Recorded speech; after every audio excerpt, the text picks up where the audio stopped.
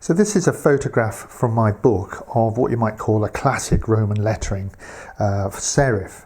So the serif expands on either side of the vertical or the upright or the straight element. And it forms a sort of virtual line between this letter or this part of the letter and the next.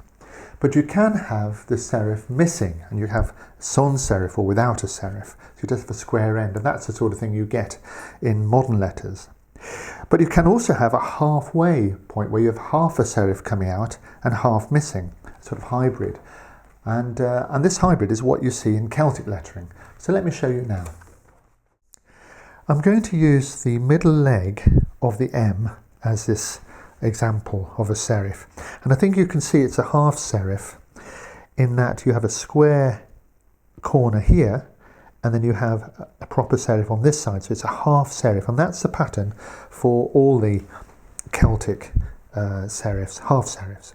So I'm going to use a fishtail chisel, and we're going to make a stop cut from the bottom of my root here out towards this corner. This is the same for all serifs, and you need this stop cut in order to just control the grain. So I'm going to push that down with the corner and lift through like this. Then I will do that on the other side, down the corner, and lift that through like that. A hardwood, you might need a mallet.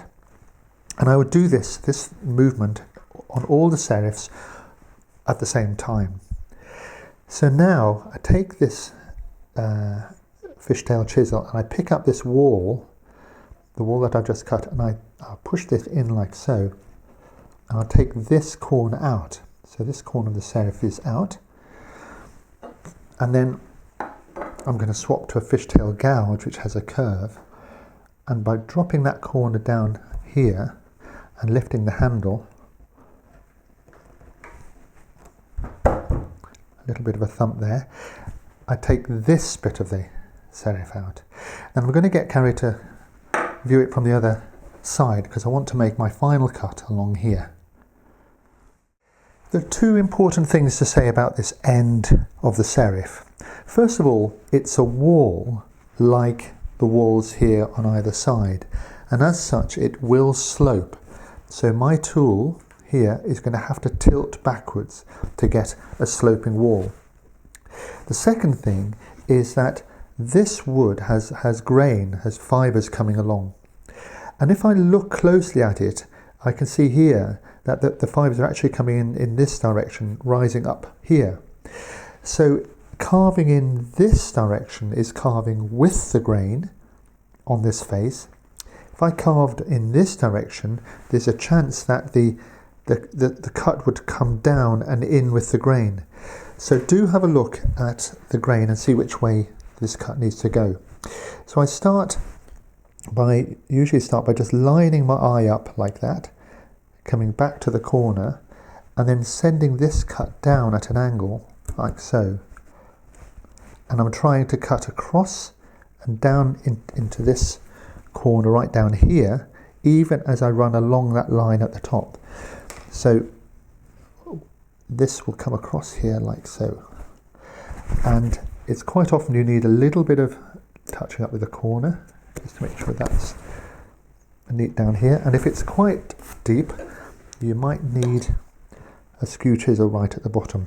But once you get your eye in and everything's going well, you should be able to get this junction and this junction all nice and tidy. So that's your basic half serif. Here's a half serif on a diagonal leg. I start with my two, I'm going to use a mallet for this, my two stop cuts, like so. And I can take out this cut as before. But the problem I have now is that if I use my carving gouge like this curve will actually take me not along that slow slope, but actually come round here. So it's too tight.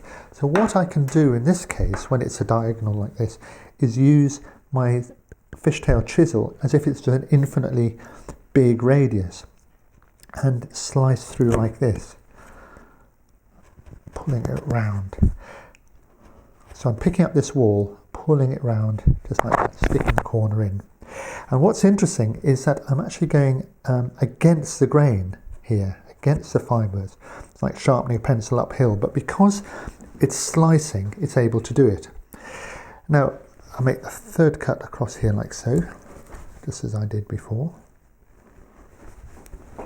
And because the wood is quite deep in this one here, I need to just clean that up, like so.